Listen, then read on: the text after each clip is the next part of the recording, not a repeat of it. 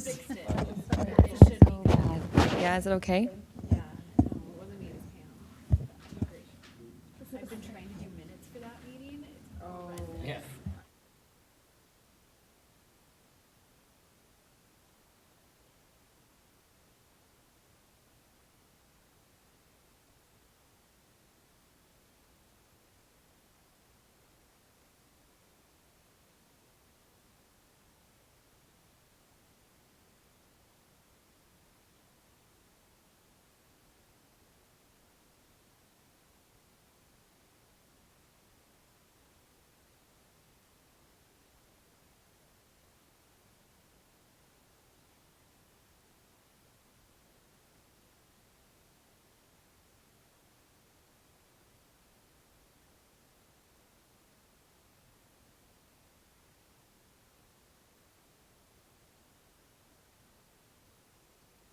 Okay, are we ready? Wait,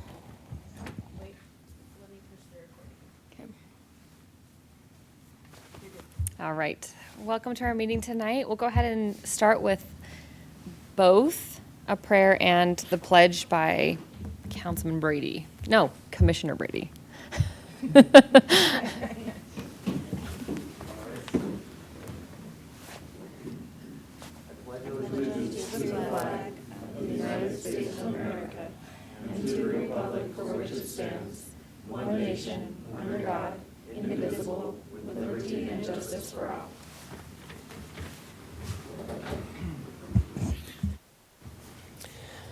Our dear Heavenly Father, we're thankful that we can be here tonight to discuss these topics that concern our city. Please bless us that we will feel inspired as to the things that we should do and the things that we should know. We're thankful for this city, this beautiful place that we live. Please bless the residents and those people that work so hard to make this city great. We love Thee and we say these things in the name of Jesus Christ. Amen. Thank you. All right. We'll go ahead and move into our open session. Can I get a motion to do that? Make a motion to move into our open session. Do I have a second? Second. All in favor? Aye. Aye. Great. Any residents that have anything to say? Okay, do I have a motion to go out of our open session? Make a motion to go out of open session. Second? Second. All in favor? Aye. Yes. Okay. We have some minutes to review from our October 2nd Planning Commission meeting. Did anybody have anything they saw in there that they wanted to amend, change, issues? Or do I have a motion? Pull it up just to make sure.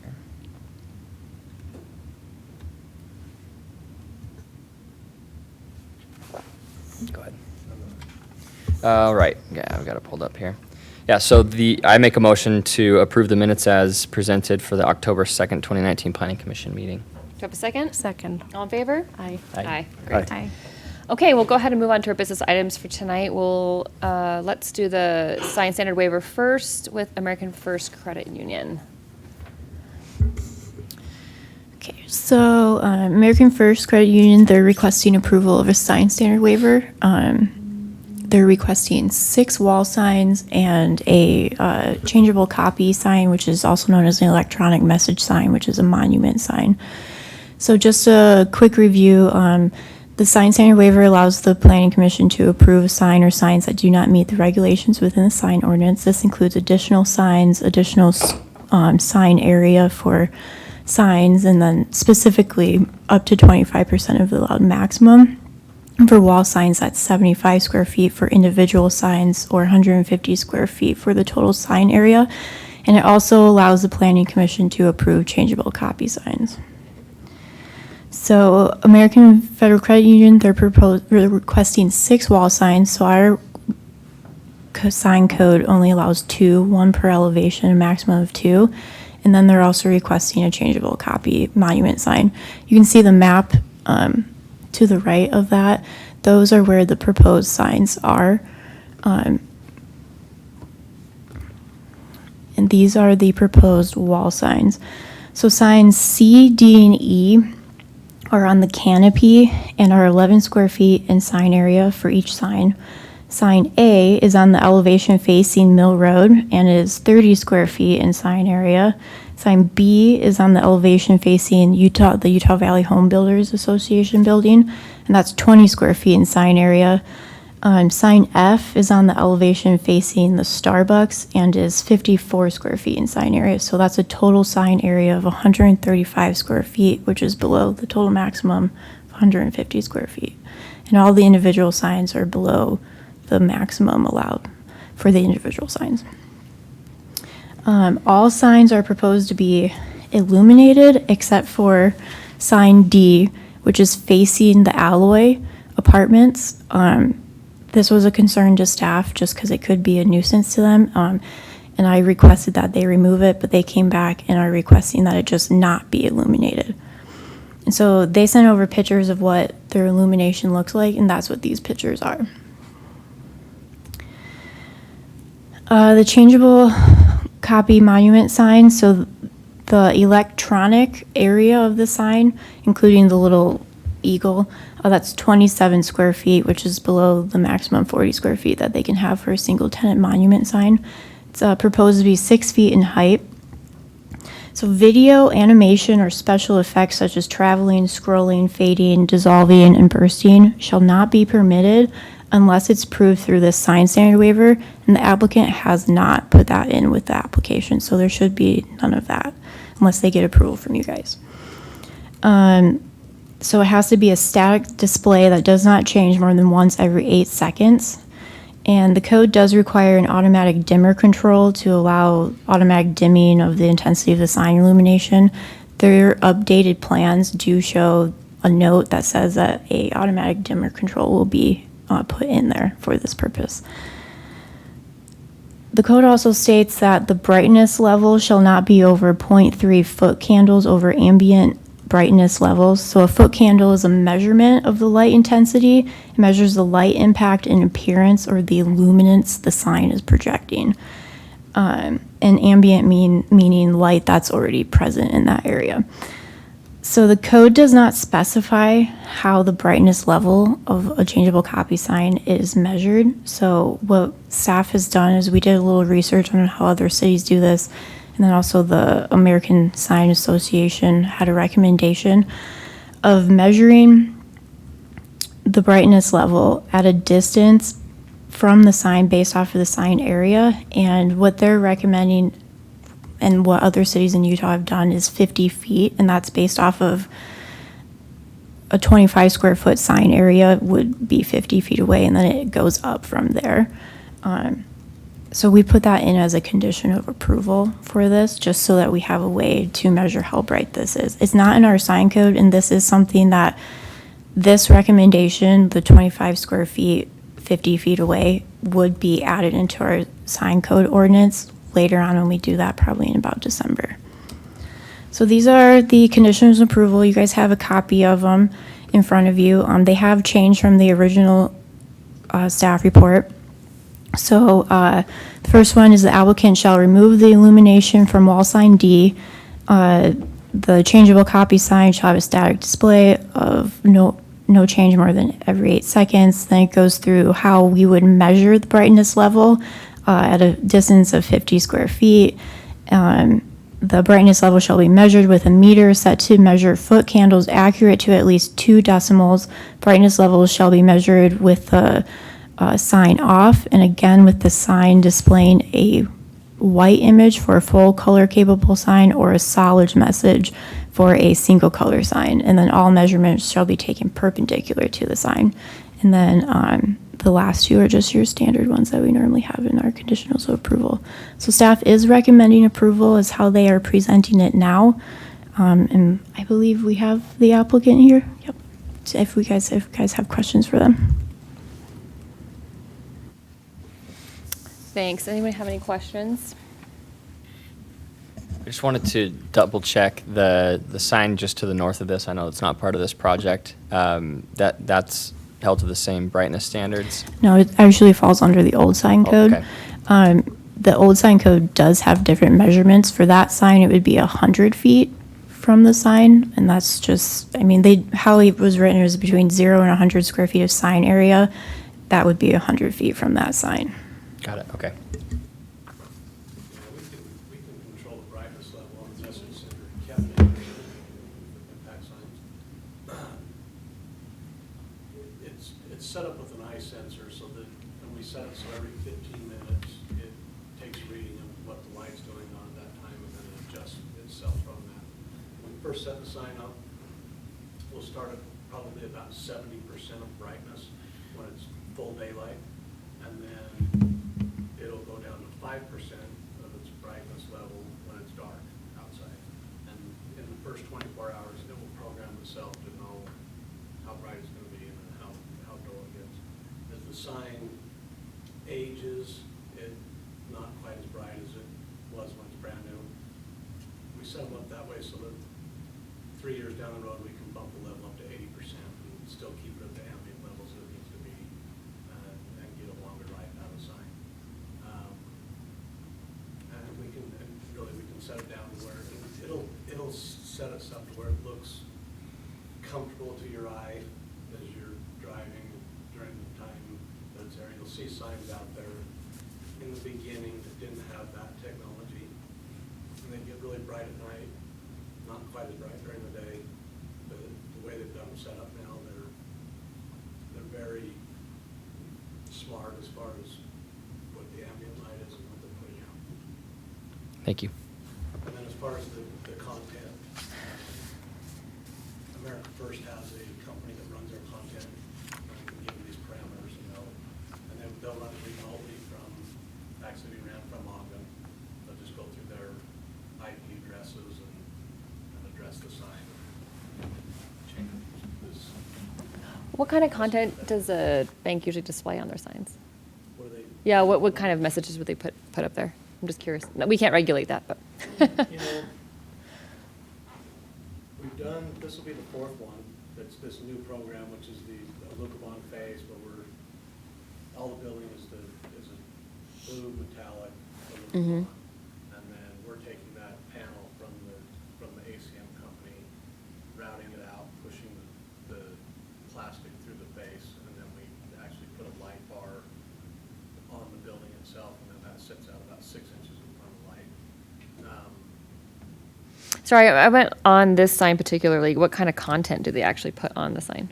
They'll run their logo sometimes, and then they'll run pretty much the same thing if you've been inside the stores. The same content they're running on their TV screens as you're at the bank teller line. They'll run interest rate, auto loan sale, low interest rate, Okay. home mortgage stuff. I mean, just pretty much everything that they do. You know, they'll put up their free checking. Okay, so just advertisement. What they promote, what they do inside. I just had one question. What is the sign on H? I can't seem to find that sign. On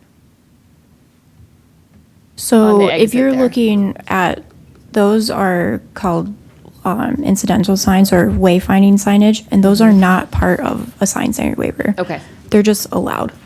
So it's not it's just a little sign that's going to be stuck there. Yeah. Okay. Yeah, they look like this. Okay, perfect. The other ones, we just have them on 2 posts, but Vineyard wants to put a skirt on them so they look like a monument. Perfect, sign yep. around. Yeah. They just have in the hood here, they have an LED band light that kind of lights the ground up around it.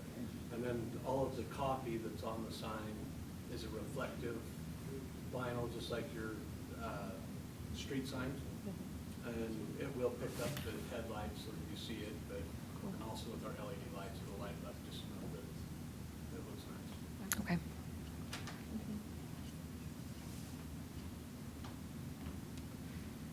Yeah, we got 1, 2, 3 directional signs on the property. Just to direct them away from the wrong way into the drive-through. Yeah, makes sense. Okay. Yeah. And that's just been cut off on that print there. So with removal of sign D, no other signs are facing residentials, correct? Yes, that's correct. Okay. And it wouldn't be removed, just not illuminated. Yeah. Right, Yeah. just not illuminated. Yeah, we'll push the plastic through, just we'll put lights behind it.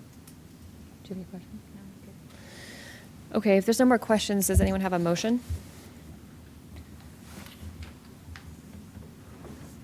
Yeah, I'll make a motion to approve the sign standard waiver for American First Credit Union with the proposed conditions from staff.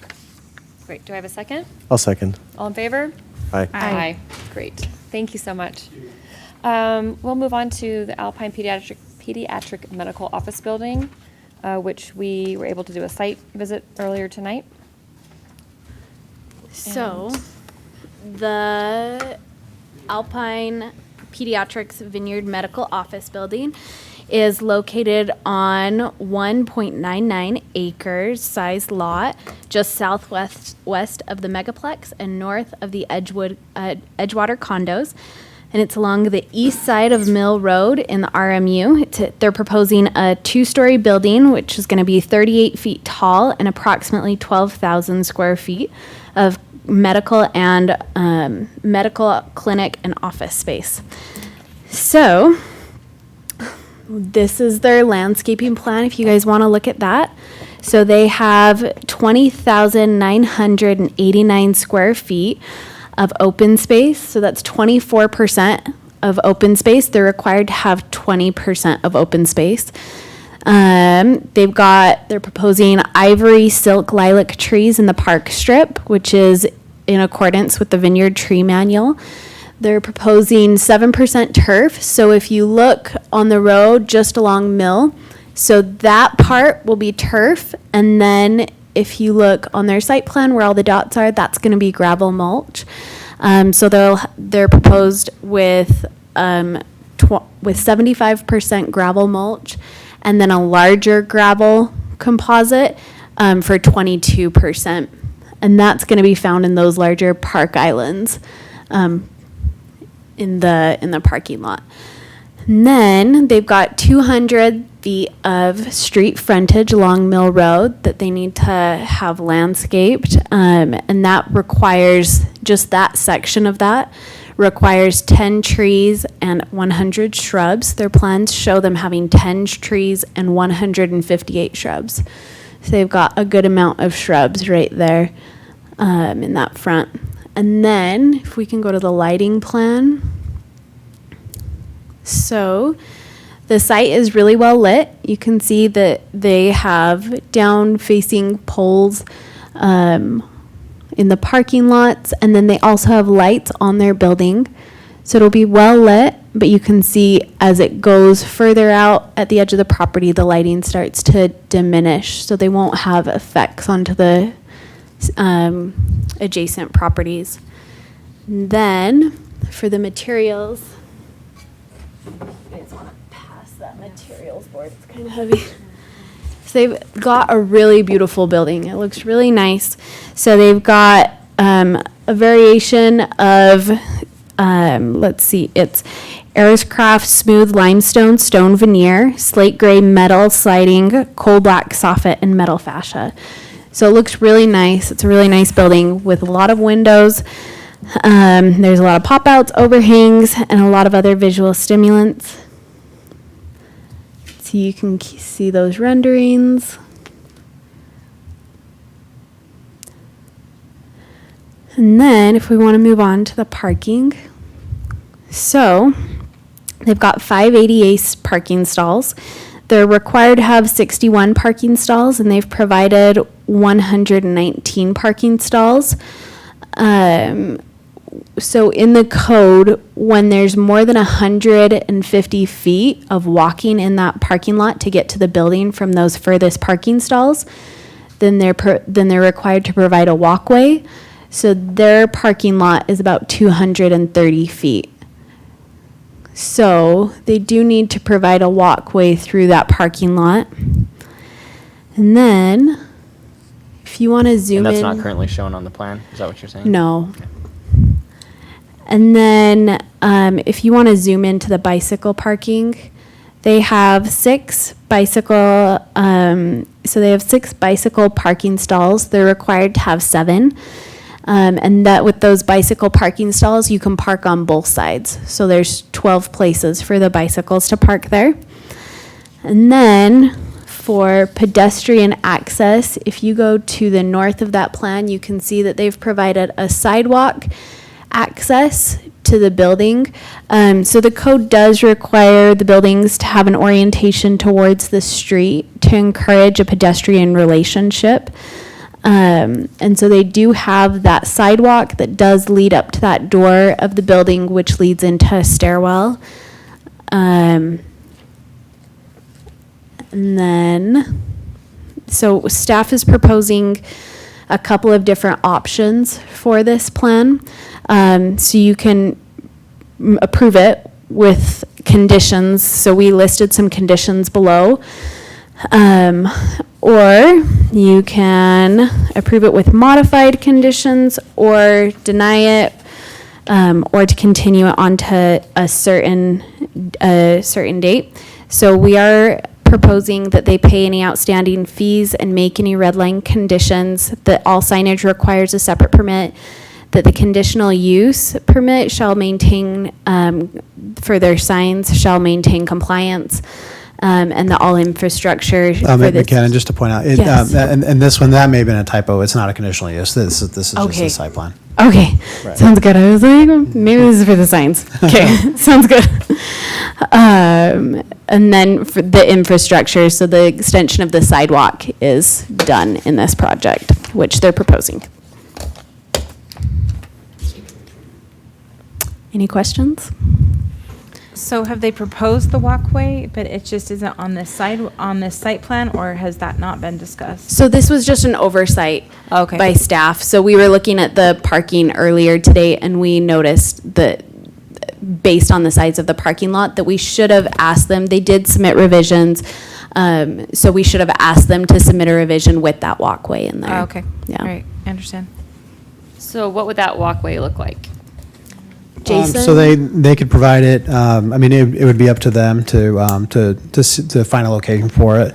I don't know if it was necessarily a complete oversight. It was brought up in the DRC meeting when we met with the applicant, and so that's a requirement. The last office building that was built met the same requirement, and so they have an office.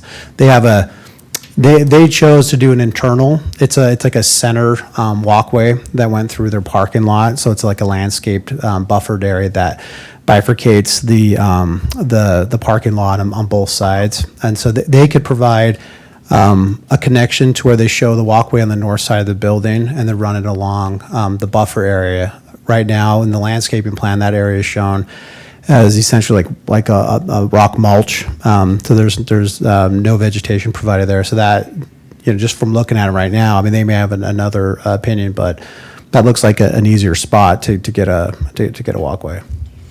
Yeah, that's actually not a bad idea, because I have issues with the fact that there's no landscaping in there anyway. If you guys want to pull up the Panda Express that's going to the north side, it abuts up to them, and they have landscaping and trees on that side. We found it. And so they're proposing trees and shrubs, and then your property just is straight rocks. So it'd be half rocks and then half landscaping. So that might be a good place just to put your sidewalk and run it straight through. Yeah, this Kinda is something solves both I'd let problems. the applicant maybe speak to some of this, but the code is clear within 150 feet. Once you go beyond that distance, and so if you read the RMU code, it's the intent is to provide a lot of pedestrian access through sites, and not just from the street, but also internally. And so that this was one of those things that, when you go beyond a certain distance, there's there's that walkway requirement, so you can get someone on a walkway sooner rather than later. And there's another code section that talks about creating a plan that, to the greatest extent possible, you're separating vehicular and pedestrian traffic. And that's one of those things is where you can, instead of having pedestrians walk through the middle of a parking lot, that if there's an option, providing them an option for a walkway that's separated from the parking lot. So the walkway that needs to be there doesn't have to go through the center. It can go through the part that Christy Right. was just saying, that there are concerns about no landscaping on that side, and that would take care of the code. Yeah, I mean, the walkway would need to meet ADA, and so that's something that they would Okay. need to meet whatever the building code requirements are. I believe it's 4 to 5 feet. It might be 5 feet in width, and so depending on the spacing, they could put shrubs or something. I know there's some concern about having a lot of maintenance on the site, and so there's alternatives for drought tolerant plants, so that it could be something that is combined feature on that end. So that would be a revision that you could request for continuance, or you could have them work with staff if you decided to approve it tonight. McKenna, did you say that there's turf on the property? Yeah, so there's grass, just grass Oh, turf. okay. Yeah. It's live grass, it's not fake. Live grass. No, it's not AstroTurf. Okay, just wanted to clarify. Chair, this Wanted to might be a make good sure. time to have the applicant come up just to address anything from the staff report. Sure, that'd be great. Does anyone have any other questions for the applicant?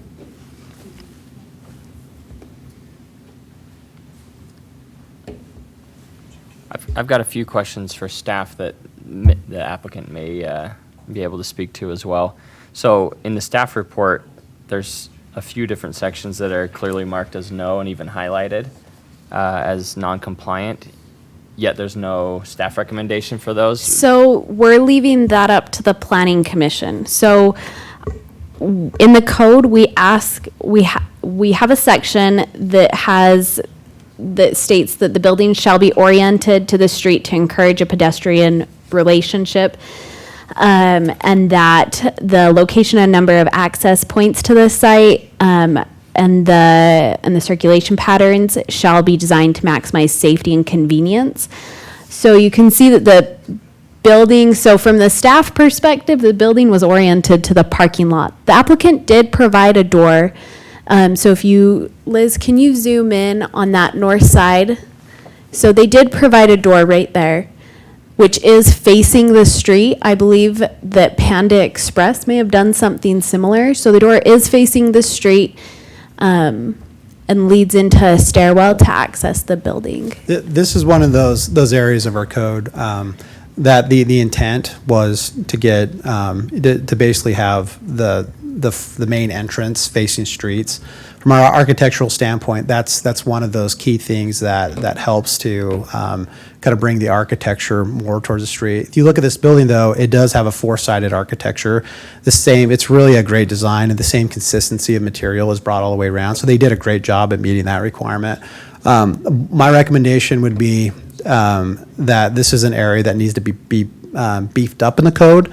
And so I don't necessarily think that this is something we can require them to do more than what they're showing. I mean, it does, from a design standpoint, architecturally, you could say it has an orientation towards the street, because it's not just like a large, flat, continuous surface facing the street. And we've had that issue was brought up in the past with other buildings, so they've done a good job in that regard. But if we do want a main entrance facing streets, I think we just need to state that in the code and not have language like encouraged, because it needs to say it shall be this, and then Well, it does say all buildings shall have an orientation to the street to encourage a pedestrian relationship.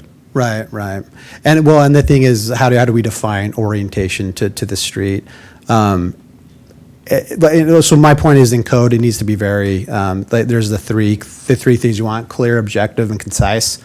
And it needs to say really specifically. It's easier for us to enforce it, and to require an entrance, like a main primary type entrance towards the street. That's staff's opinion. Yeah, I just brought it up because, a big part of our role obviously is to enforce existing code. And I just know that basically all the projects in here so far have They've done that. kind of attempted to be close to this, but none of them have done it. Like a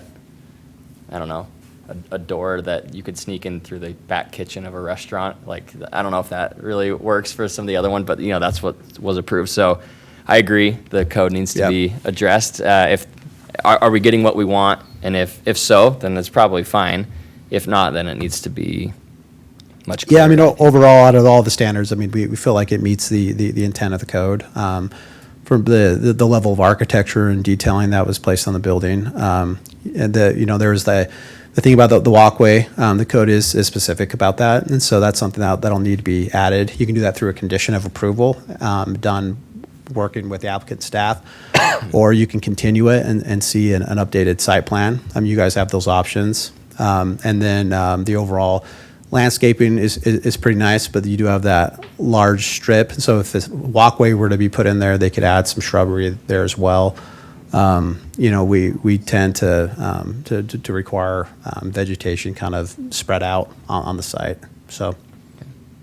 Then the other question for staff, and then I do have one for you, is the parking lot lighting was also marked as non-compliant.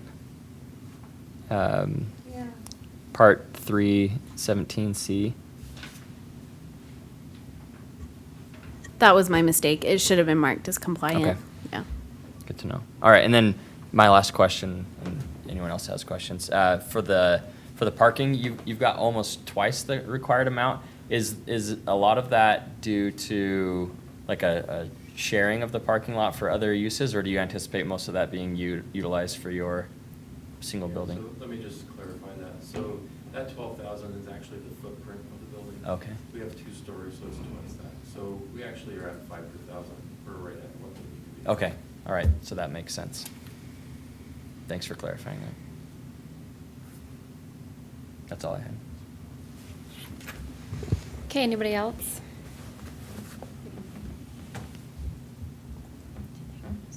Shan, you thinking about something? Nope, I'm good.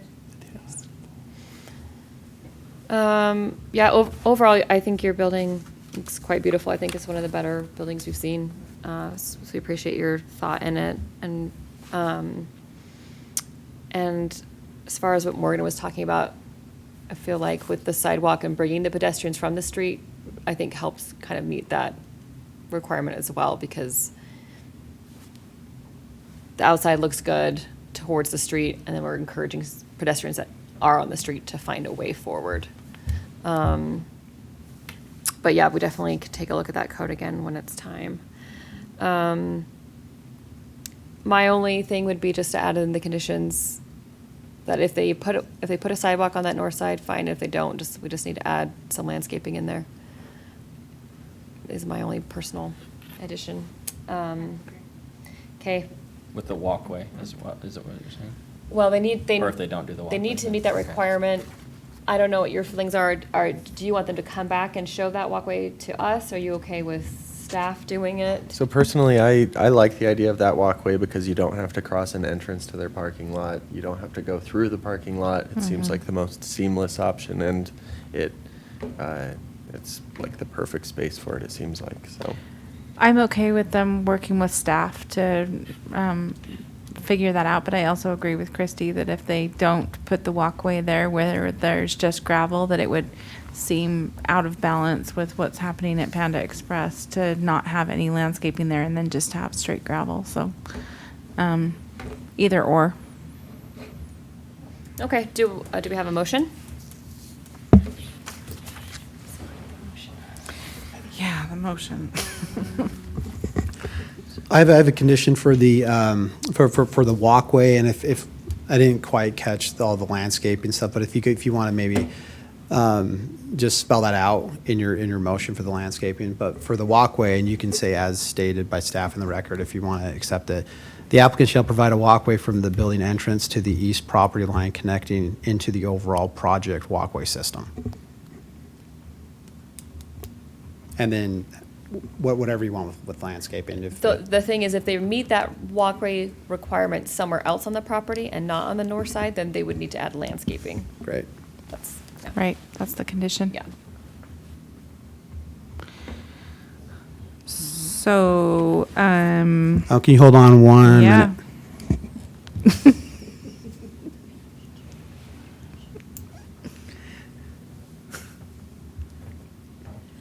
Yeah, so we've already talked about that. So that would be, so, and engineering's bringing up, if you remember when the golf club came through, there was the walkway, the kind of the mid-block crossing that went across this parking lot to the east, connecting into that. And so that's like in my condition where it says, into the overall project walkway system. That was kind of what I was anticipating, but we could spell that out more if you wanted to. Yeah, okay, so connecting into the overall project walkway system and tying into the crossing serving the golf club. Is it Okay. possible that we could get like a map of the whole area so that when more projects come in, we can be like, these are where the sidewalks are, and kind of look at the overall map of. Yeah, we have that. The thing was, when they came through, they got the site plan approval for the roads, and that did not include the sidewalks. Okay. And so I know that the applicant, the overall developer, has a plan for the walkways, but it was not a plan that was approved by the planning commission. So does that mean that we're approving those sidewalks like with the site plans of whatever building is coming through there, Yeah, right? Okay. yeah. So we have their concept plan that, and they did show sidewalks on it, but that approval of the site plan for the roadways was for the roadways only. It did not include the walkways, and they did not want it to include the walkways at that time. So they have kind of, from their own, project standpoint, they know where they want walkways, but those walkways for the entire site have not been approved. They've been approved individually as they've come in. So do we have I think to the point is, do we have like a map of everything that maybe has been approved as part of That's a the good idea. building site plan so that we can see like what the flow of pedestrian traffic and all the rest of that looks like through that? Yeah, we can easily put something together. We have all the site plans that have been approved and Okay. the walkways for those. And then we can show you what the applicant is intending to do, but I just have to say, so you're aware, it wasn't approved by the planning commission. I think it would help to add context to what we're doing, so. Yeah. So maybe to that point then, if this isn't connecting quite like we would want it to connect, maybe we need it to come back. Yeah. And see the whole thing as a whole before we say, oh, we want a sidewalk here.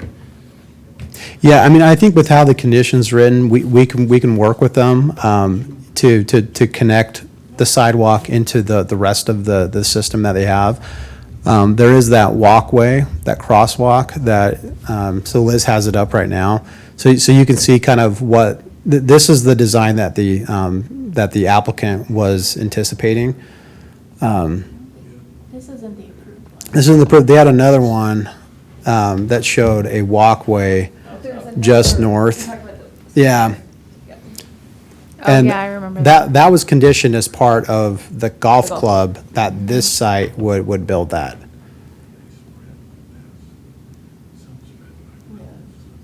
Yeah. So It's is supposed to be engineering right there. suggesting that we've actually put the sidewalk on the south side so it's closer to that sidewalk or to the crosswalk? Or are you okay with it on the north side? It's on the north side, is where the golf club has put theirs. Well, so if their crosswalk's right here and we're putting a sidewalk up here, Then they just we're need to gonna bring come it down. down that side. That's okay?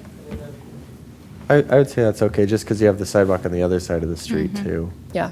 Yep. I mean, it gives more options instead Yeah. of two sidewalks right Yeah. on each side of the street. Both You have sides. that extra option. But we can provide that. So Development X provided us their overall plan that had the crosswalk on the north side of that intersection, if you guys remember. And so they would need to tie into that. So we could work with them, tying into the plan that Development X had for that project. Okay. Does Maury need to restate that Yeah, he extra wanted me to condition? Sorry to belabor that, problem. Morgan. Here, just give me 1 second. Let me just kind of write it out.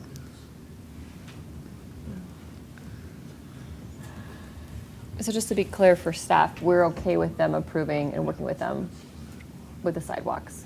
Bryce, you mentioned maybe bringing them back, but are you okay if staff I mean, approves that? I think they have a pretty solid understanding of what Yeah. we want. I'm okay with it.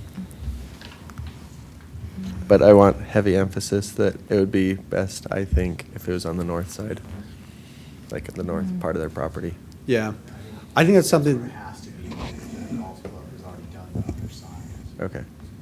Okay, so I'll read it into the condition, and then if you want to read your, kind of the landscaping condition as well, just so both are very clear. So this condition is the applicant shall provide a walkway from the building entrance to the east property line connecting into the overall project walkway system and into the crosswalk serving the golf club project. So that's mine. I think that accommodates what we're talking about. And then do you And want to? if the sidewalk And if is the, placed somewhere other than the north side, then the landscaping on the north side needs to be more than just rocks. additional landscape needs Additional to be landscaping. provided. I said better the last time. No, did you get it the first Do you want me to just add it to this condition? McKenna got Here, it the just give me- first give me time. one. If you have any other question, why don't you ask the? You got it. But we just wanted to be clear. Well, we're waiting for him. Just out of curiosity, timeline on the project. Can you speak to that? Well, we're hoping to submit for building permit towards the end of the year, and start construction in the spring. And kind of that process. But, What kind of tenants do you see coming in here? so there's going to be 3 tenants. There's a pediatrician. It's going to take the first floor. There's 2 other doctors upstairs, the dentist, and then we have another. Oh, great. So, Joining our little medical community that's coming up over there.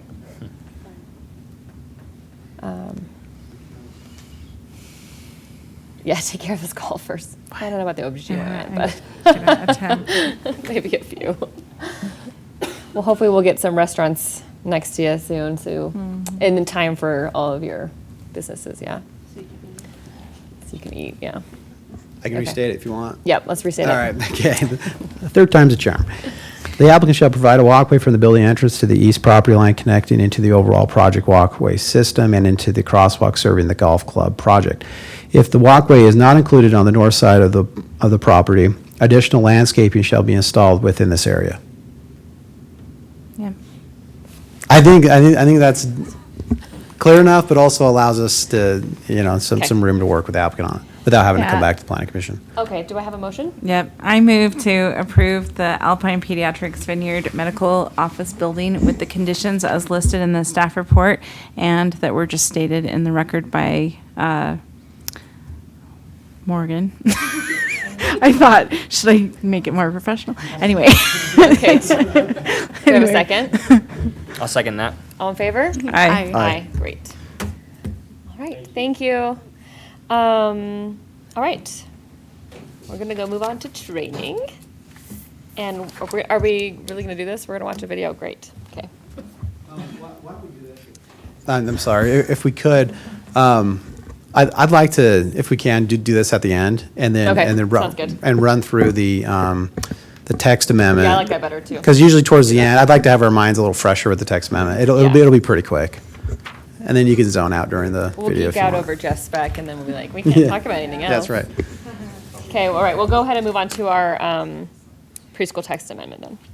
So staff is just proposing a preschool text and daycare amendment to make it more consistent throughout Water's Edge zoning code and also the Vineyard zoning code. So 7 or fewer children would be a permitted use in all residential zones. And then we would allow 8 to 10 children as a conditional use in all residential zones and require a second care provider to be there. That's also following state code. State requires if there's 8 or more children, there's a second care provider. And then we are recommending this to be pushed forward as we move forward with Vineyard. So the push here is to just bring it into full alignment with all the other So- residential zones. Yeah, so currently in Water's Edge, having a preschool or a daycare is a conditional use permit. In the rest of Vineyard, it's a permitted use. We currently allow 6 children to be in the facility. Neighboring cities, they allow more children, and so there's been some push from the residents to allow more children. And so what it'll allow us to do with these conditional uses for the 8 to 10 children is when they come into Planning Commission, if they do want that many children, we'll be able to ask as a condition for them to provide a parking plan so that not all the parents are coming into the same neighborhood at once, but they're staggered instead. but they'll still have enough flexibility to operate their home and a business within their home. So. So is it changes to 2 ordinances, 9 and 10? Yes. So, Okay. well, there's 2 ordinances. Our system doesn't allow us to make a change in the Vineyard zoning code and also in the Water's Edge zoning Okay, code. So we've understood. got to do it separately. So the conditional use gives you really the ability to work on like a security plan.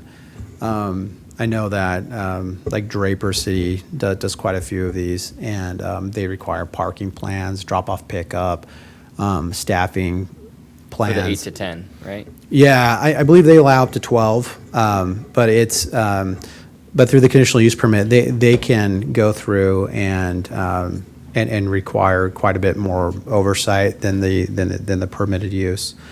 We felt like that just seemed like a, kind of a good threshold was going from the 8 up to the 10. And it was based on the state code, wasn't it? Because that's when the second, Yeah, so provider is required. 8 children requires a second care provider under Utah State Code.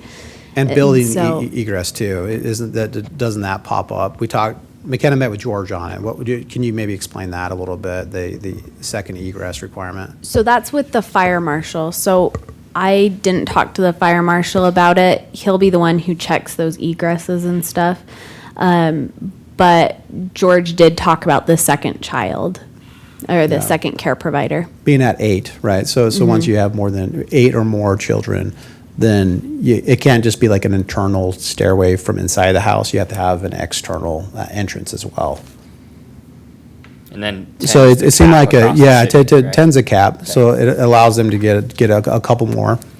But then it caps it there. So it's still, the idea is that it stays residential, and that this is just like an accessory use. However, we wanted to write it so that if someone wanted to kind of, it would allow just a little bit more, but if they wanted to go beyond that, we wanted to be really careful because we're trying to promote our home our home-based businesses to move into commercial space at some point. And you really do want to have a cap somewhere, or else if they can just keep expanding on site, then it starts to competing with our commercial spaces. And so it would be nice to have a commercial daycare in the city somewhere. And hopefully we'll get there, and maybe one of these that we have now will eventually move into a commercial space. So we didn't want to go too large.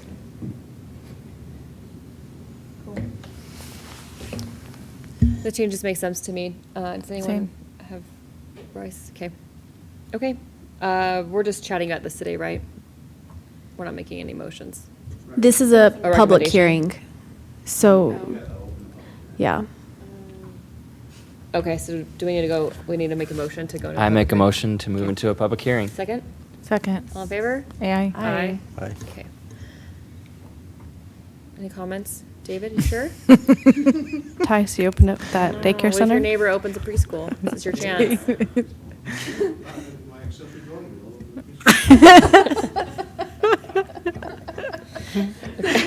Oh my gosh, we're such nerds that we all laughed at that.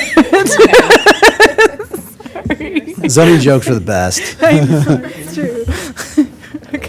We've all been here too. I make a motion, we move out of public hearing. I second. Aye. Aye. Okay, great. Then, do we have a recommendation? A motion for a recommendation of some sort? Yeah, I'll make a motion to recommend this text amendment as presented to the city council. Great, second? A second. Oh. All in favor? Aye. Aye. Aye. I think Bryce got the second. Bryce Bryce got the got it. second. Yay. Sorry, Bryce. Okay, let's go ahead and talk about our calendar for 2020 as well. Can we also, let's talk about the calendar for the rest of this year as well? And then I think we need to approve the calendar for 2020. If that's okay, throwing in the next, because we're gonna have some changes, I think.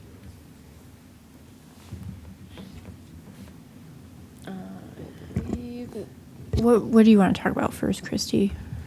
Let's talk about the rest of this calendar year, because I believe, Oh, you're right. so we have a meeting on the 20th, correct? Yes, we have a That's gonna meeting happen? on November 20th. So far, yes, I believe so. That's the week before Thanksgiving, so we should be good. Is council having a meeting on the 27th? No, but the 13th, but not the 27th. Okay. And then I believe we're going to be canceling the meeting on December 4th. Yes. And the Everyone's- reason for that is we're thinking about doing the Christmas party on the 4th. That seemed to be a date that that worked for everyone. If we do get a big project, and we don't necessarily want to hold up applicants, so if that does happen, we may request through the chair to do a special meeting, but we're not anticipating that. And then would we have a meeting on the 18th? Yes. Oh yeah, we actually have an item. Mhm. Okay, so be thinking if you're going to be here. So the only change the rest of this year would be canceling Eliminating the 4th, yeah. Okay. Otherwise, we'll have meetings through the end of the year. And I think probably on the 4th, no, maybe that at our next meeting, because I don't know if we'll have enough commissioners here on the 18th. Probably nominate the chair for the following year. Do that at the next meeting? That's great. Okay. And then just to let you know as well, there's going to be another special meeting. And I know this one will be kind of inconvenient because it's at 4 o'clock. I just sent you guys an invite to it. We found the dates really today. They're kind of solidified for when the planning commission come. This is for the town center. DPZ, Jeff Speck Group is going to present their concept plan for the town center to you guys and to the city council. So it'd be like a joint work session. And that'll be the 13th. So next week, Wednesday, 13th, from 4 p.m. to 5:30, 6 p.m.-ish. It'll be right before the city council meeting. Is So this next week? yeah, next week. If you can come, that would. It'll be like 4 to 6. Most likely we have to get out of here at 5:30 because Pam will have to come in and change some things. Yep. So, it's kind of short notice, but if you can make it, that'd be fantastic. This is a great opportunity before they get into like the full design.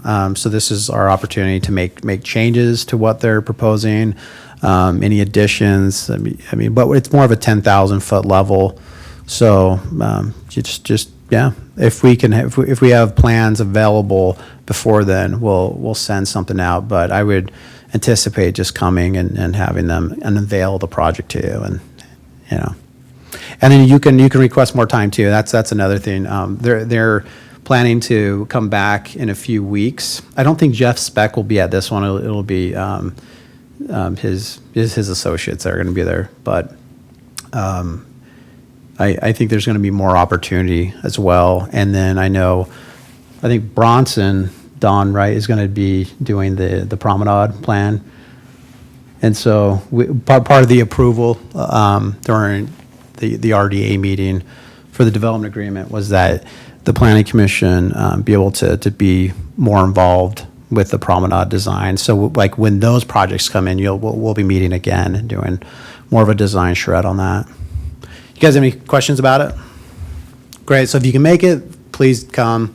If not, then we'll try to get you the And material. these are public meetings, so do we anticipate them being live streamed and?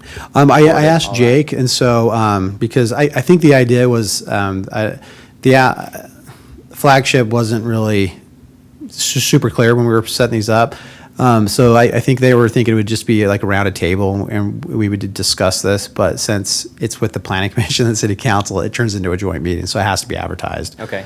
So But yeah, think it I could wouldn't be- see why we wouldn't. Yeah, I've heard a lot of good feedback on this, especially if we got the mics working. well. Yeah. But there's a lot of interest in the town center. I know myself, I'll be out of town, so I'd like to catch up. Oh, on it, for sure, but, yeah. Yeah. I don't think we're going to like have public comment or anything like that, but it'll be an open meeting to the public so Okay. they can show up. Awesome, thanks. If you guys want to take a look at the calendar for next year, any questions or concerns? So I'll just note that the only holiday on a Wednesday that you guys meet is New Year's. So we would be recommending that date is not part of the calendar, but everything else would be open to Yeah, it's a nice, solid calendar. Yeah. Yeah, personally, I'm good with that. I think if things pop up, we can make adjustments, but. Okay, great. They need to approve it. Yeah. You do need to make a motion to Oh, approve we do have to it. make a motion on that. Okay. So, do I have one? Yeah, I'll make a motion to approve the 2020 calendar. Great, second? Second. All in favor? Aye. Aye, great. Okay. We will now watch an amazing video.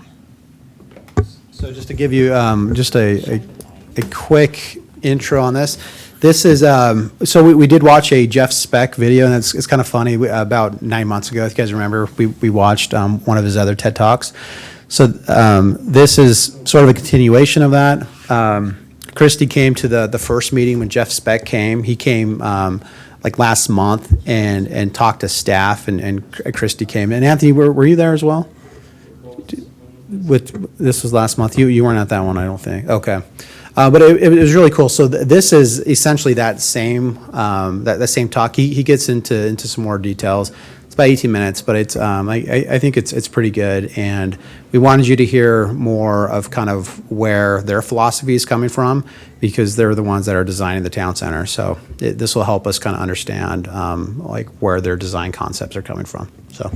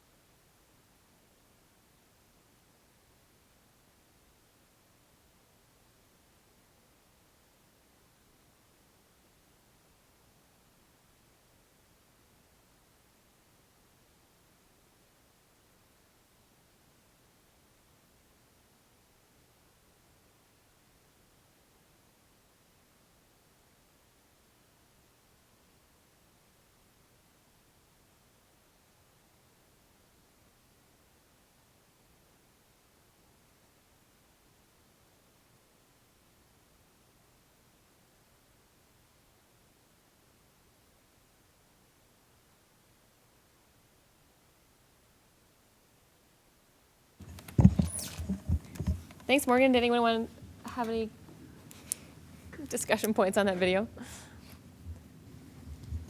I want to know what our engineers think of this guy. He's calling out engineers in that. Yeah, come on. Hey, he says there's good engineers.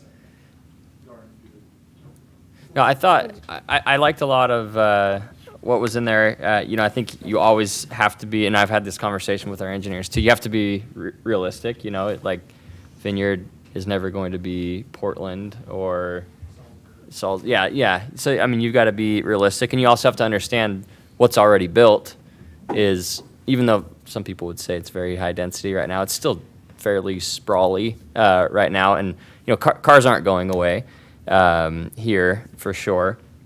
So I think, yeah, you just say, what do we have? What's the best thing that we can do to make things a little more walkable? We've got a pretty good division with railroad tracks, so I think we've done a good job with the overpass plans to make sure that there's connections there. But I think the biggest takeaway here is just always be thinking about pedestrian first, and that benefits everybody. If things are easy and accessible, it's better for business, better for all of that. And so as long as it's part of the conversation, I think, yeah, we're on the right path. And I actually think we're doing a pretty good job with a lot of this stuff. I do too. I thought it was interesting. He provided like the 4 things that you need to have. You need to have all 4 of them. A reason to walk, a safe walk, a comfortable walk, and an interesting walk. And I think we have like 2 and sometimes 3 of those in different parts of our city. But I like that he said you kind of look at it categorically and you see where you have some of those, and then that's kind of the easier, like the low-hanging fruit, because then trying to add another one of those isn't going to be as difficult. But I think it's hard when you're trying to add all 4 at once. So anyway, I like that it was organized kind of around that methodology of those 4 principles. I like that he said in the planners, he admitted that planners created the problem. Yeah, and planners were. And then engineers implemented it, right? Yeah, right. I think I've seen this presentation several times. Sometimes the comparisons can be a little misleading. Having lived in Portland, you know, he's showing pictures of a downtown portion of the city. There are actually severe road problems in Portland that he doesn't mention, and there's all sorts of neighborhoods off of the downtown, and so there are areas of Portland where things are very walkable. And so I think the idea is that you take these principles and you can apply them to certain zones of your city. And for us, like, we could apply these to our city center, but it doesn't necessarily mean it'll apply Yeah. to every section. Yeah, of and the city. we just wanted you to get kind of a taste of where he's coming from. So I think it'll be a really fun exercise for us to go through this. And the town center is really going to be the most important, at least in my opinion. And I think Yeah, in it a makes lot of people's perfect sense to train try station. push It's where all as of our much for investments walkability going. there. So. You know, like, For no one sure. from the Yeah. shores is going to walk to the grocery store at any point in Yeah. Vineyard's history. You know, like it's just not going to happen. Right. You know, but town center, there's an opportunity for that. Well, and I think some of these lessons too, I think you could, there's always ways of improving walkability throughout our city. I mean, we're obviously not going to create a European city throughout all of Vineyard, but I think there's ways of making, some of those principles, and there's areas where we can make it safer and whatnot. But the downtown really feels like the spot that we have the greatest and you can drive opportunity. if you want to, not because you have to, and it's your Right. only option. Yeah, I think that's. He also did mention transit. So Portland, yeah, there's the good part, like the easy walkable parts of Portland, but there are definitely more other parts. Salzburg's the same way. There's the walkable parts, but a lot of the people live in the mountains. They have to get somewhere. And so transit, he also mentioned the American dream is having neighborhoods, but also that there's traffic because of that. But I feel like with our downtown area there in Vineyard, if we have good, just easy transit from our neighborhoods, then that downtown area can be walkable, and then getting to transit can be walkable. And so I think thinking about transit and and having that downtown area like a nice area in Portland or in Salzburg is key. Like, you want to go there and you want to walk you don't want to think like, oh, I want to park here because it's close to this restaurant. You want to go and you're like, I want to just go and park wherever I want and then enjoy my time there. So I think that on that note too, though, in the places that I've traveled, like anywhere in Europe or across the country, that the key element is the transit system. That there's all these places that the transit system connects different spaces that are all walkable, but they all it's not walkable from one to another, but there's a mechanism to get you from one place to the other, and that's one of the things that I've loved about seeing some of those examples is bringing that back here and talking about this as we're developing out the town center and seeing how we can apply some of those principles of, the buildings up front and the green space in the back and like some of the major bike access and scooter access, because that's a thing too that is getting more popular across everywhere. So anyway, like it's here. So, but some of those things, but Bryce is right. They're all connected by transit. So, yep. And I think another thing to ask ourselves too is just every time projects come in, like this pediatric medical office building, if you lived in the Edgewater townhomes and you had a 5-year-old and you wanted to walk to your appointment, would you, with our current setup?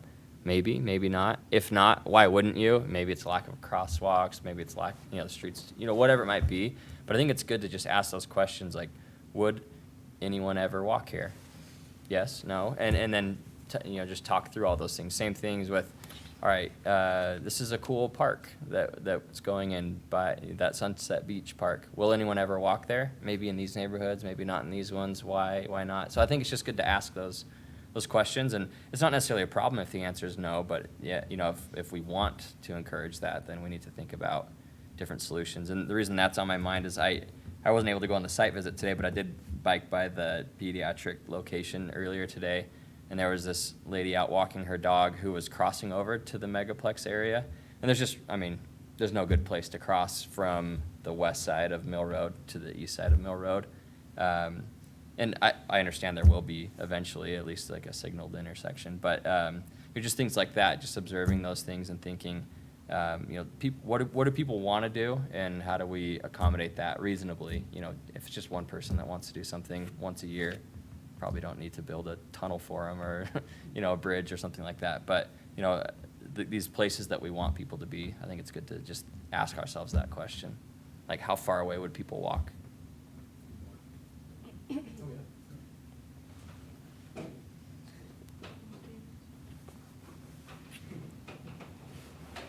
I just want to make a couple of comments. I think one thing that we have to realize as far as our transit system right now is in its infancy. We don't have a lot of transit, and we have a lot of areas where there isn't a way for you to get where you need to go. And so when we build a transit, a hub, that we have to make sure that we understand that some people aren't going to want to use the train until they have the ability to get where they need to go once they get there.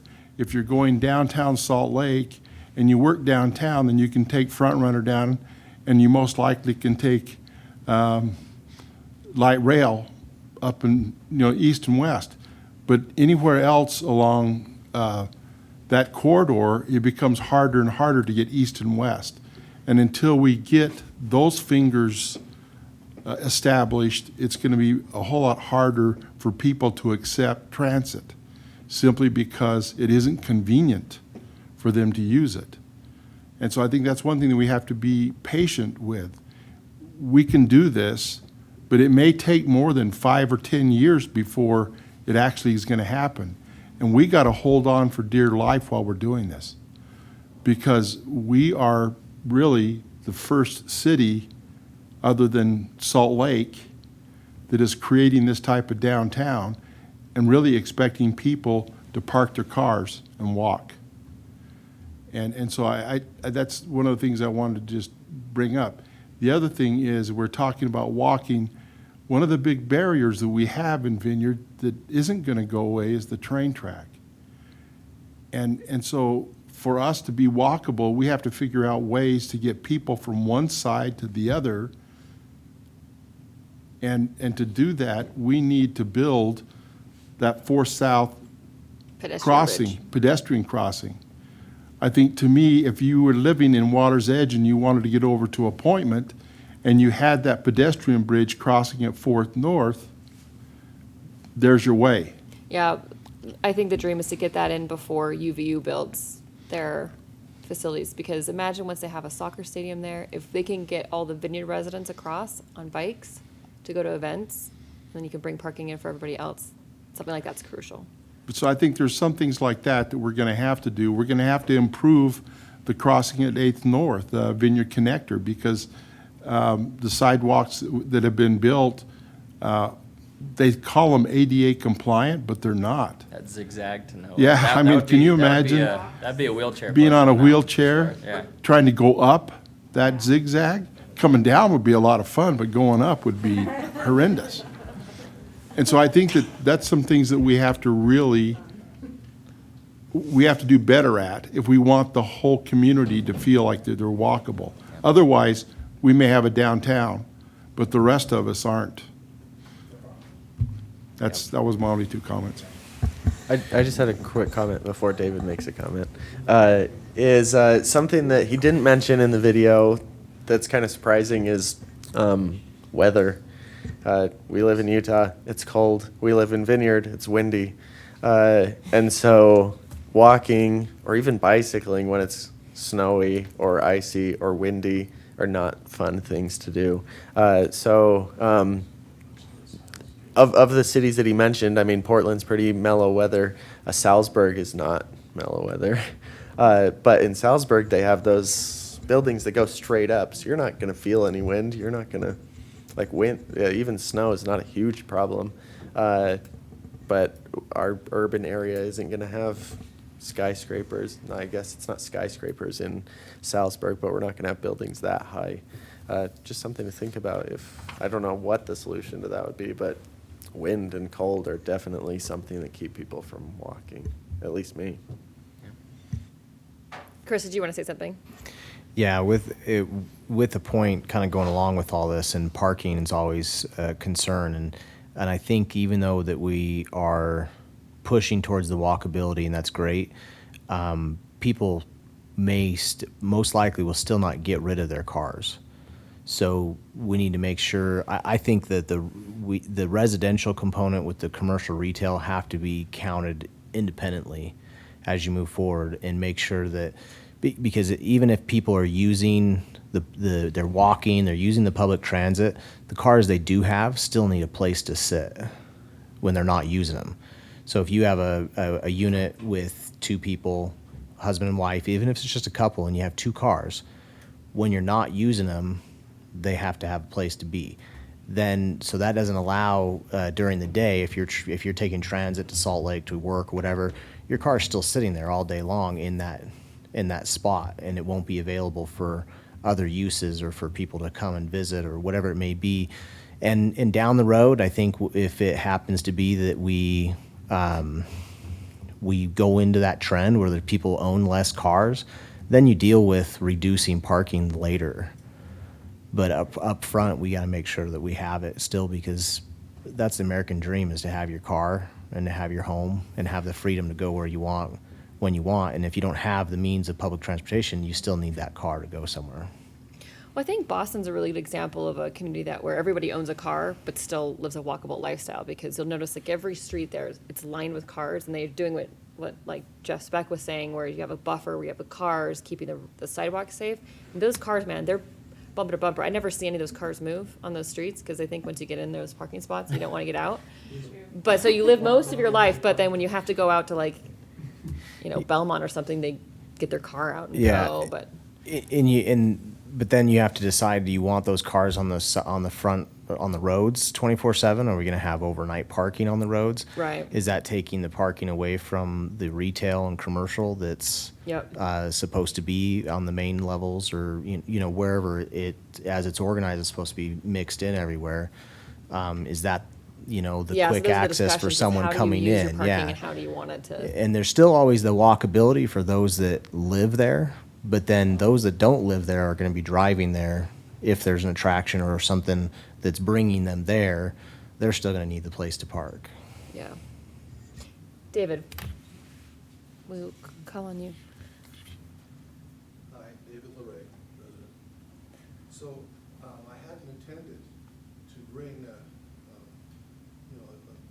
teaching aid to this discussion about walkability, but we did tonight. And so, as we talk about walkability, please be aware that not everyone can walk. If you want to be accessible to everyone, you have to accommodate everyone, not just people who walk. And I really want to second Chris's statement about having a place to park the cars that aren't being used currently.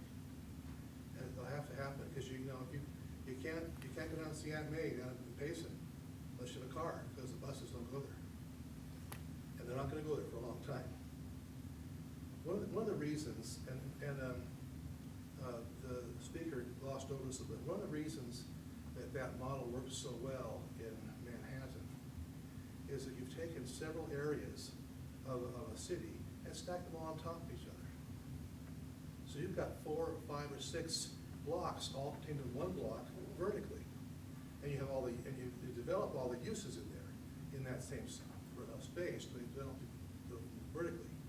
If we don't have that kind of a space to develop our uses in, I think we'll have a real problem with creating a walkable area. So that's something to think about. Another thing I want to comment is that after our discussion with the development agreement last week, I thought we had a great solution with the idea of parking being being reimbursed by the RDA after a certain point and at a certain point. It's a great idea. But I think it allows us to be flexible to meet those needs as we just to see if we need them or not.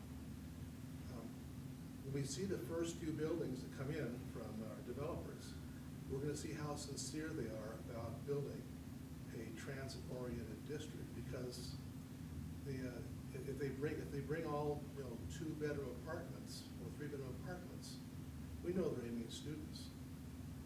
If they bring in a lot of 1-bedroom apartments and also efficiency apartments and things like that, and a spread of different apartments, then we know they're building for families, others, and so forth, and not just students.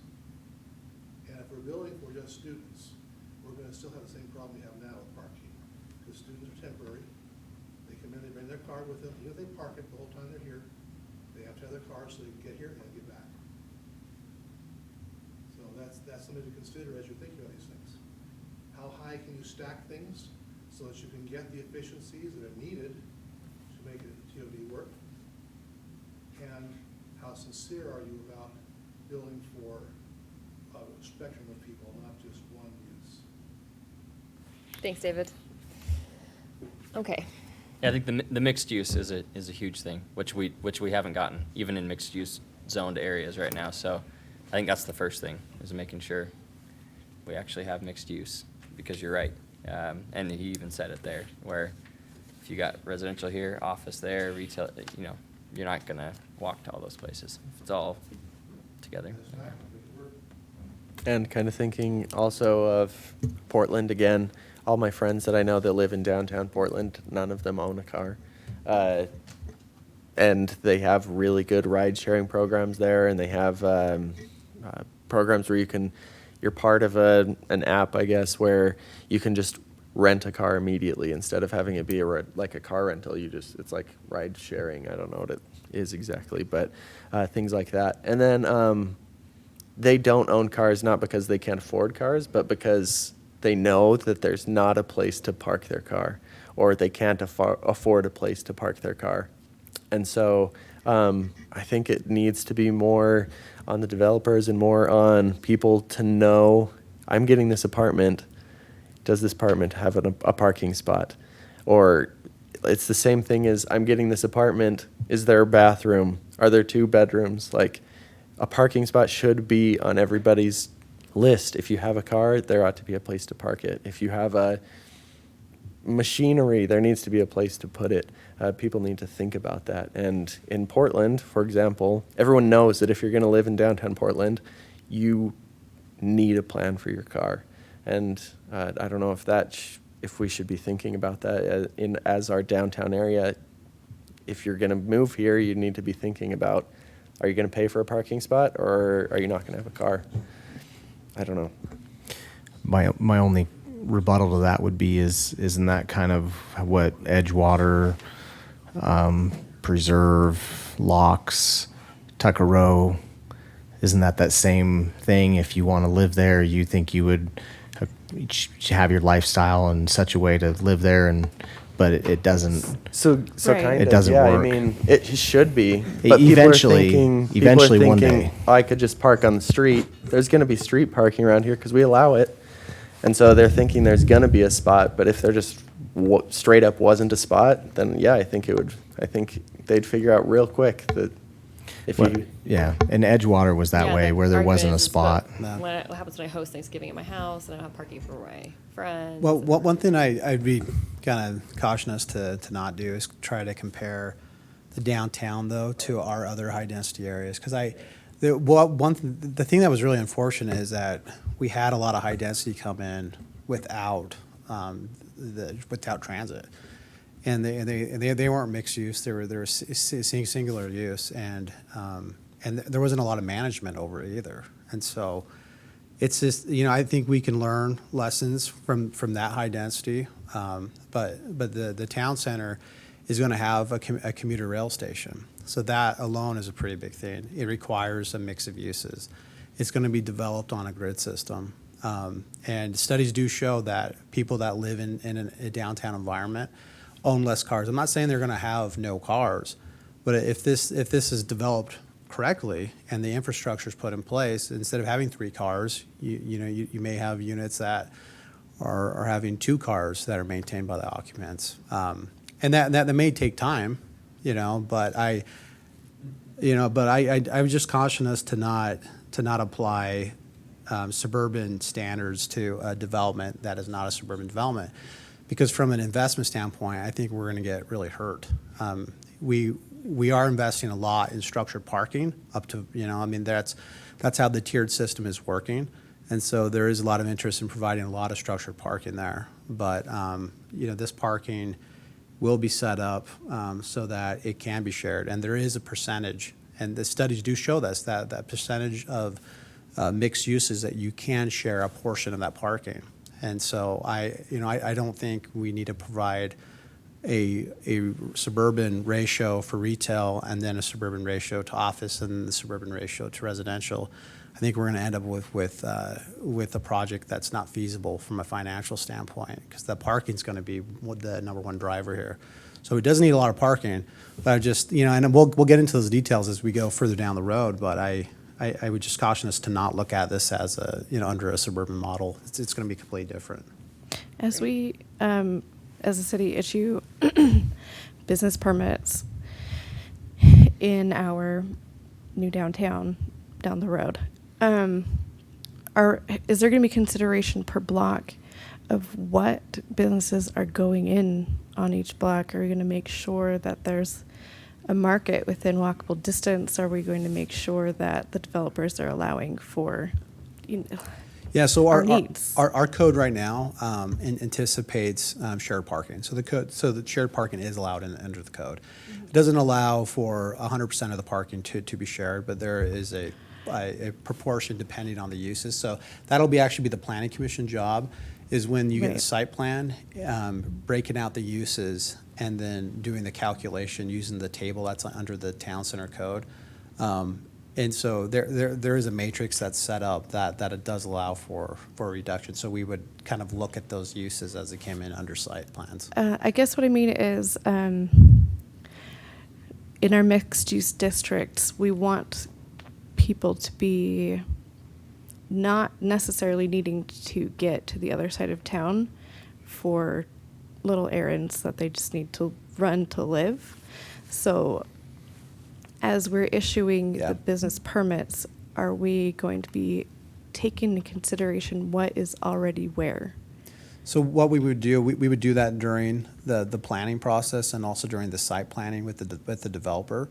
And that's something that Jeff Speck is very clear on in his plans is trying to get an appropriate amount of mixed uses so that you encourage more walking. Obviously, if there's not a grocery store there, people will do that once a week trip to the grocery store.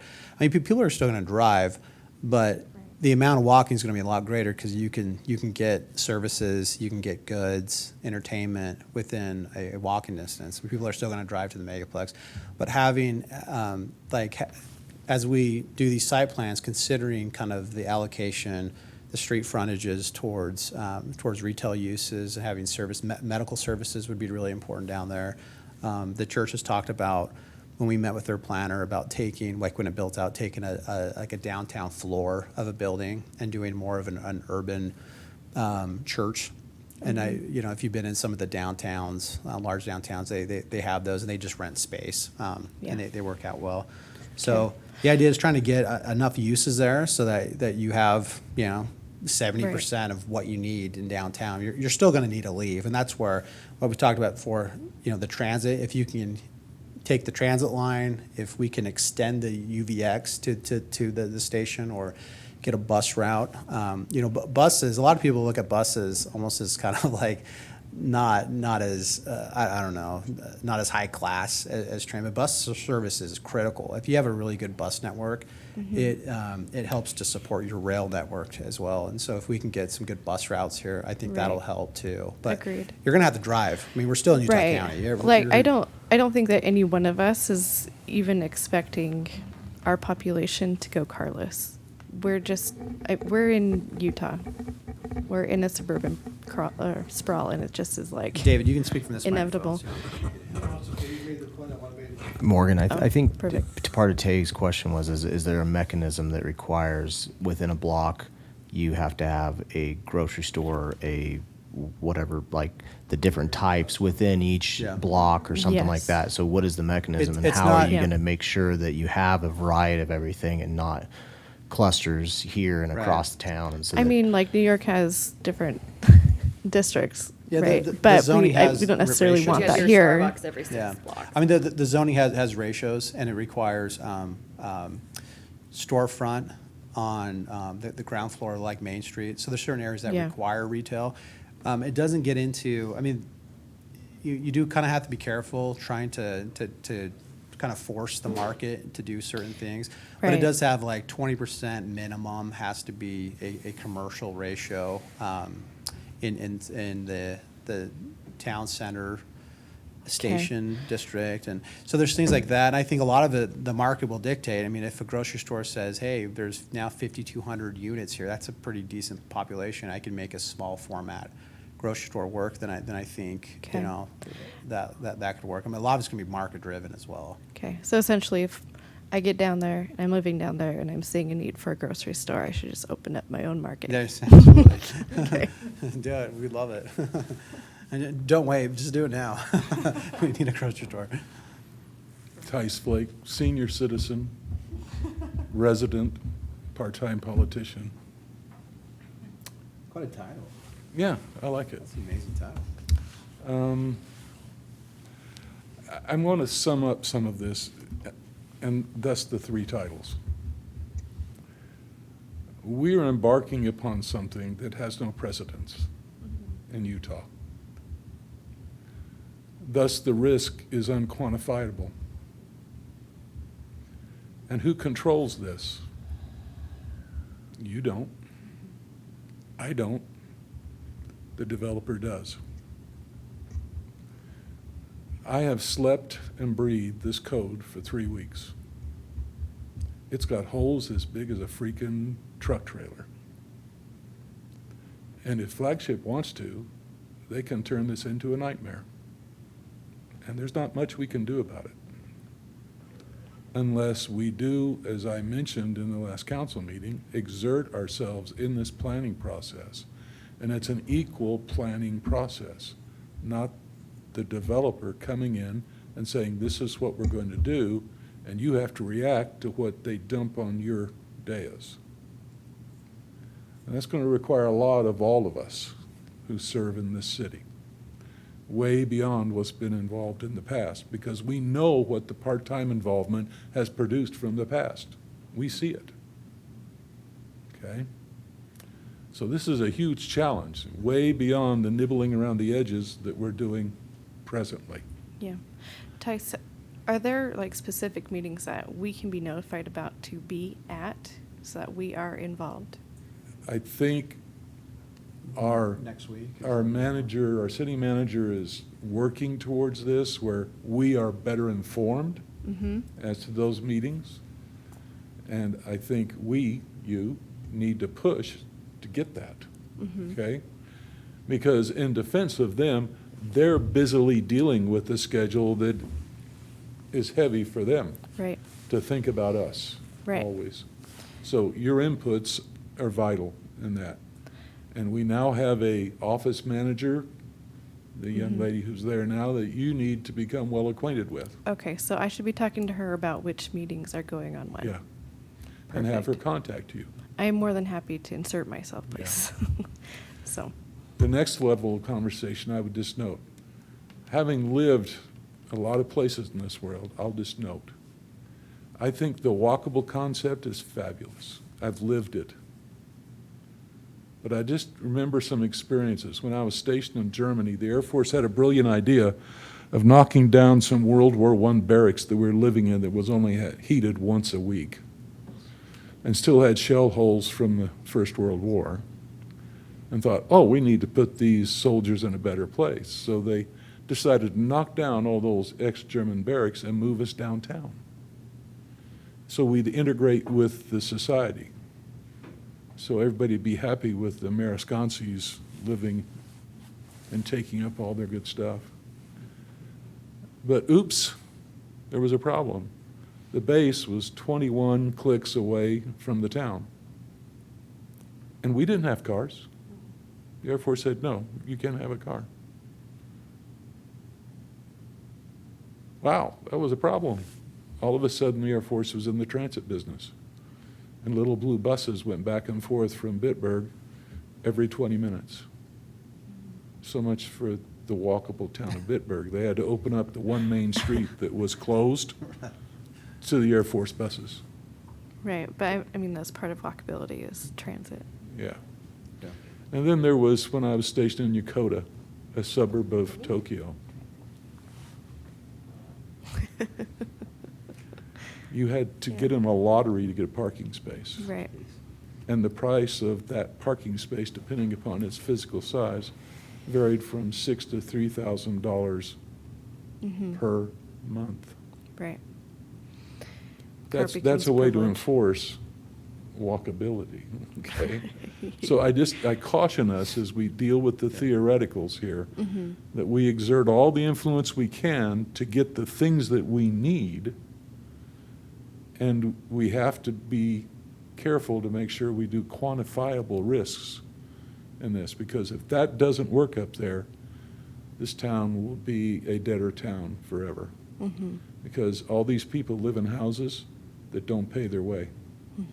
Every residence in this town is a debt to this city, because the services they require cost more than what they pay in taxes. Yeah. Thanks, Tice. All right, let's move on to commission member reports. Do we have anything to report this evening, Morgan? Yeah, so just remember next week, so that, Tay, you're asking about how to be involved. And one way to do it, and so there's a few commissioners that come in quite a bit whenever there's planning questions. So we're very open from a staff level. That's something that we've that we try to maintain. If you ever want to meet with the staff, engineering is awesome. Like we'll set up appointments with you guys. So if you ever want to talk about any of these projects, get status, call, email. We're happy to set up appointments with you. The meeting next Wednesday from 4 o'clock, if you can make it to that's going to be a really great way for you to be a part of this process, and it's going to get you involved towards the beginning instead of coming in at the later end. So please come to that. I think that's that's going to be really great. And you'll be able to have opportunities to talk about parking. We're probably not going to get into like the details of how parking is going to get programmed at this point. But I think bringing up those concerns at the front end is really important instead of waiting until we're in the process and we have buildings being constructed. So please do that. And beyond that, I won't take any more of your time. So Thanks, come Morgan. next week. Hey, Morgan, just on what you were saying and people wanting to come to meetings and do we need to make sure that we know how many people are from city council or from planning commission are coming so that if they form a caucus, there has to be a public meeting? Yeah, so we're going to notify, like, the point. meeting next week is going to be agendized and it'll be advertised. And so if a lot of the meetings, when it's just staff meeting with the developer, I mean, there are meetings that it may just be more developer and staff, but we're going to try to find a lot of opportunities to get the planning commission and to get the city council involved. And so all those meetings will have an agenda. But from a staff side, we're happy to meet with you, and then we can meet with you one or two at a time. Beyond that, we'll try to split those meetings up. But we definitely don't want to have tons of small mini public meetings where we're sending out agendas, but we can do ones and twos really easily if you guys want updates as we go through the process. Okay. And the applicant they've guaranteed they're going to have an open process with you as well, so we'll send out invites as those get scheduled. So maybe it would be good having one of us, like, kind of figuring out something that each of us can focus on. Like maybe one of us goes to all the commercial or the business meetings, or one person goes to all the park meetings for that. Yes, the, that. something like that. And then we have when we come to report at these meetings, we can report on that, kind of give an update of this is what's going on. What do you guys think? Right. What should I bring to them? What do you want to hear? Kind of stuff. Yeah, no, that's a really interesting way of organizing it, because it is a large mixed-use project. Most likely, we're going to be talking about several items in each meeting, but we are going to have the promenade design discussion, and so that's where if you wanted to, designate one person that can work with staff when we meet specifically with the developer, we could include that commissioner.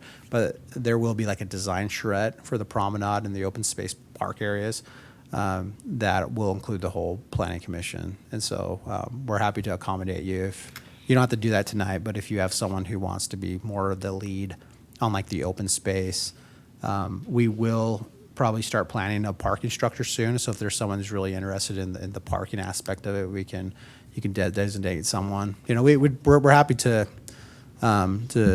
keep you included and involved. So just let us know. And I know, I don't know, most of you work full-time.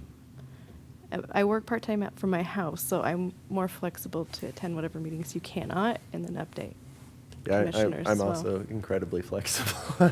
Perfect. Probably more so than anybody else. I'm sure you guys will be Shan's figuring super out busy this IT process and- kind of as it goes, right? Yeah. Yeah. We're going to make Shan come at 2 p.m. on Tuesdays, Thursday. Modera We're will gonna let you pull leave her whenever out. you want. Yeah, sure. Yeah. That's fine. That'll be fine. Engineer, you guys have any updates for us? That overpass is significantly larger than I expected it to be. It is moving. Is that It's got to get over the railroad. Yeah. Just following the plans. okay? What do we have to do So to get is that it? named Like, the we're- Don it's not Overpass? like they're like building it No. up and they can shave some of it back. Oh man, I didn't anticipate it hitting that many houses in the shop. So. Yeah, Le Cheminot is fine as long as we get, some barrier, like a tree line we're- or something. We're planning on I putting feel like we need to trees get in. some London planes down there. Yeah, we're Stat. gonna move some London planes down there that'll grow 60 Okay, good. feet in the air. Perfect. So Cool.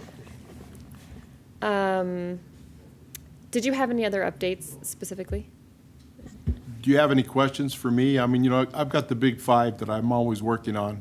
I So- have a question just about the what's the holdup with the 18 acre with Penny Springs Park?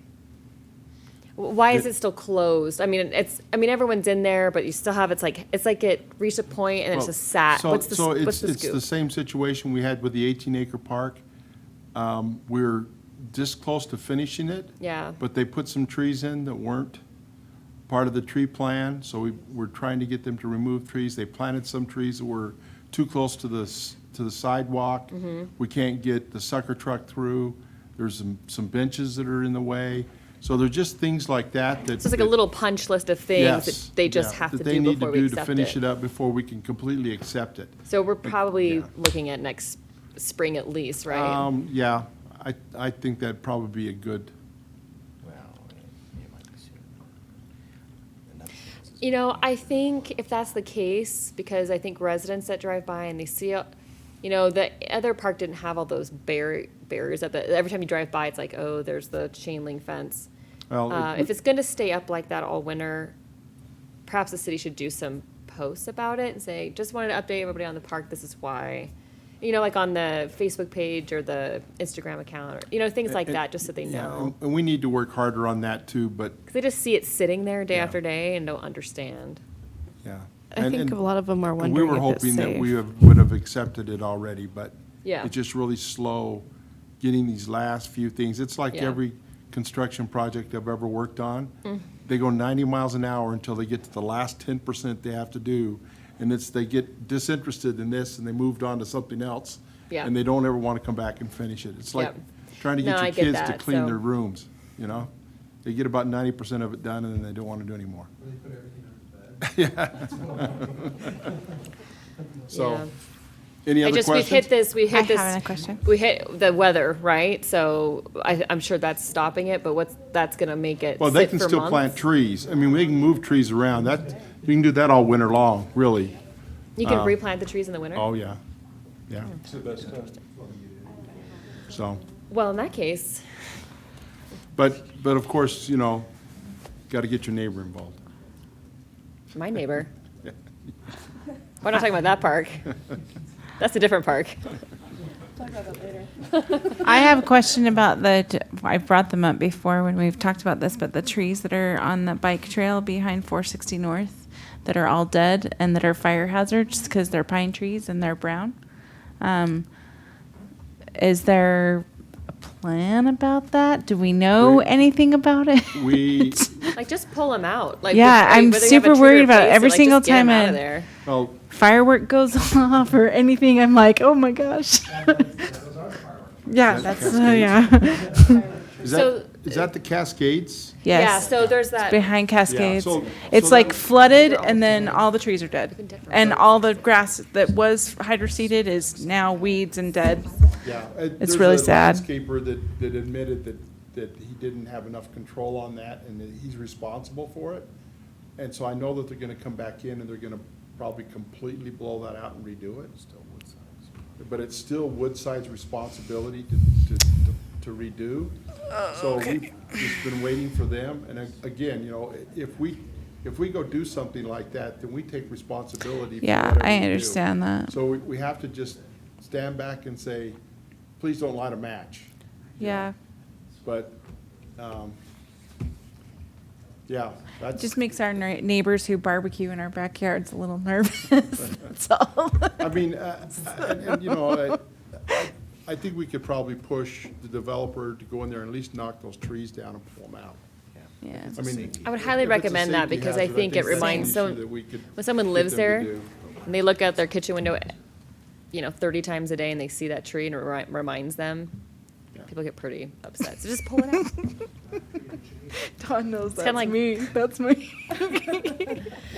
I don't have any other, does anyone have any other questions for No, engineering or I'm anybody? good. Okay.